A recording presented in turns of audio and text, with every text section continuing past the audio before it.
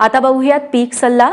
24 तारखेला मॉन्सून राज्याच्या सर्वच भागात दाखल झाल्याचं हवामान खात्याने जाहीर केलं। कुठे पेरणीच्या कामांना वेग आलाय तर कुठे दुबार पेरणीची चिंता देखील डोकावू लागली आहे। अशा वातावरणात पिकांची काळजी कशी घ्यायची ते जाणून घेऊयात। कोकणात तुरळक ठिकाणी 30 जून आणि 1 जुलै रोजी जोरदार ते अतिजोरदार तसंच आज जोरदार पर्जन्यवृष्टी होण्याची शक्यता आहे। विदर्भात तुरळक ठिकाणी 30 जून पर्यंत जोरदार तर 1 जुलै रोजी जोरदार ते अतिजोरदार पर्जन्यवृष्टी होण्याची शक्यता आहे। दक्षिण मध्य महाराष्ट्रात तुरळक ठिकाणी 30 जून आणि 1 जुलै रोजी जोरदार पावसाची शक्यता आहे। मराठवाड्यात तुरळक ठिकाणी 1 जुलै रोजी जोरदार ते अतिजोरदार पाऊस पडण्याची शक्यता आहे। पीक परिस्थिती, कीड रोग आणि कृषीविषयक सल्ला। कोकण आणि कोल्हापूर विभागात भात रोपं 21 ते 25 दिवसांची झाली असल्यास रोपांची पुनर्लागवड करावी। विदर्भात वापसा पाहून खरीप पिकांची पेरणी सुरू ठेवावी।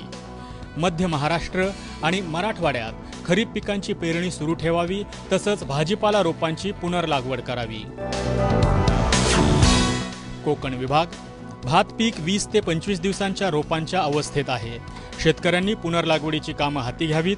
पुनर्लागवडीसाठी रोपं 10 ते 15 सेंटीमीटर उंचीची, 5 ते 6 पानं फुटलेली आणि 20 ते 22 दिवसांची असावीत। शेवटच्या चिखलणीच्या वेळी प्रति गुंठा क्षेत्रास 870 gram urea, 3 kilo single super phosphate आणि 830 ग्रॅम म्युरेट ऑफ पोटॅश या प्रमाणात खतं द्यावी।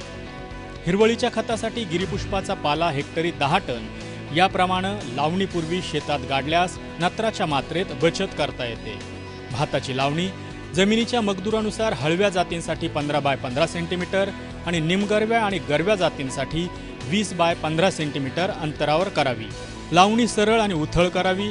संकरित भातासाठी एका ठिकाणी एकच जोमदार रोप लावावं।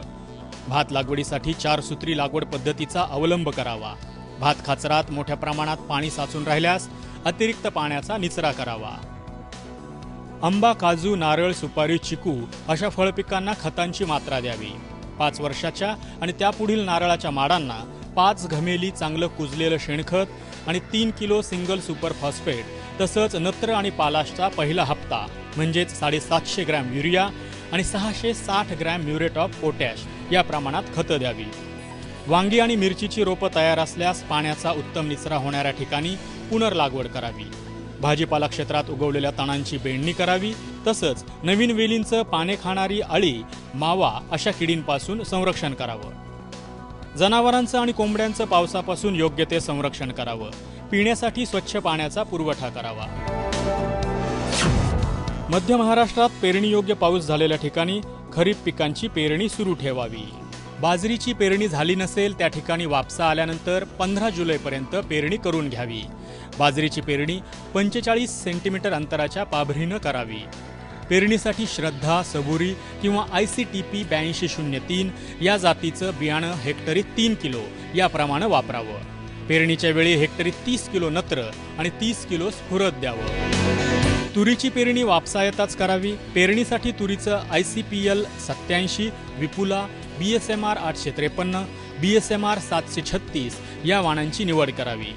पेरणीपूर्वी 10 ते 15 गाड्या शेणखत द्यावं तसंच पेरणीच्या वेळी 25 किलो नत्र, 50 किलो स्फुरद प्रति हेक्टरी या प्रमाणात खतं द्यावी। भुईमुग पेरणीसाठी SB 11, फुले उन्नत, फुले व्यास, TG 26, फुले उन्नती या वाणांची निवड करावी। जाती परत्वे 100 ते 125 किलो बियाणं प्रति हेक्टरी वापरावं।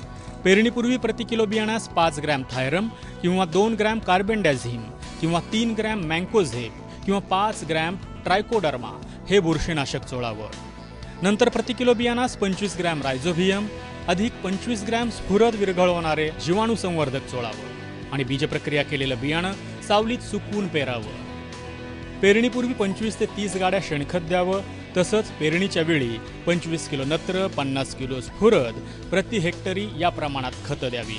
खरीप हंगामातील मिरची, टोमॅटो, वांगी अशा भाजीपाला रोपांची पुनर्लागवड करावी। दुधी भोपळा, कारली, दोडका, घोसाळी, काकडी अशा वेलवर्गीय भाज्यांसाठी रान बांधणी करावी आणि योग्य अंतरावर लागवड करावी। भाजीपाल्यावरील रोग टाळण्यासाठी जैविक बुरशीनाशक म्हणून ट्रायकोडर्माचा वापर करावा। मराठवाडा विभाग खरीप सोयाबीन, कापूस, तूर, ज्वारी अशा पिकांची पेरणी जुलैच्या पहिल्या आठवड्यापर्यंत पूर्ण करावी। बागायती कापूस पिकावरील रस शोषण करणाऱ्या किडींच्या नियंत्रणासाठी 5% निंबोळी अर्काची फवारणी पावसाची उघडीप पाहून करावी। मका पिकातील तण नियंत्रणासाठी ॲट्राझिन 2.5 किलो प्रति हेक्टरी 500 लिटर पाण्यात मिसळून समप्रमाणात जमिनीवर पावसाची उघडीप असताना फवारावं। हळद पिकात तण नियंत्रणासाठी लागवडीनंतर 4 ते 5 मिलीलिटर ग्लायफोसेट प्रति लिटर पाण्यात मिसळून पावसाची उघडीप असताना फवारणी करावी। हळद उगवण्यास सुरुवात झाल्यावर मात्र तणनाशकाची फवारणी करू नये। संत्रा, मोसंबी, डाळिंब बागेत रस शोषण करणाऱ्या किडींच्या नियंत्रणासाठी कीटकनाशकाची फवारणी पावसाची उघडीप असताना करावी। वांगी पिकावर ढगाळ हवामानामुळे शेंडे आणि फळ पोखरणारी अळी या किडींचा प्रादुर्भाव वाढल्यास जैविक कीड नियंत्रणासाठी 5% निंबोळी अर्काची फवारणी पावसाची उघडीप असताना करावी। विदर्भ विभाग ज्या शेतकऱ्यांनी भात बियाण्याची पेरणी केलेली नाही त्यांनी गादी वाफ्यावर पेरणी करावी। पेरणी करता 1 ते 1.25 मीटर रुंद आणि 8 ते 10 सेंटीमीटर उंच तसंच आवश्यकतेनुसार लांब असलेले गादी वाफे तयार करावे।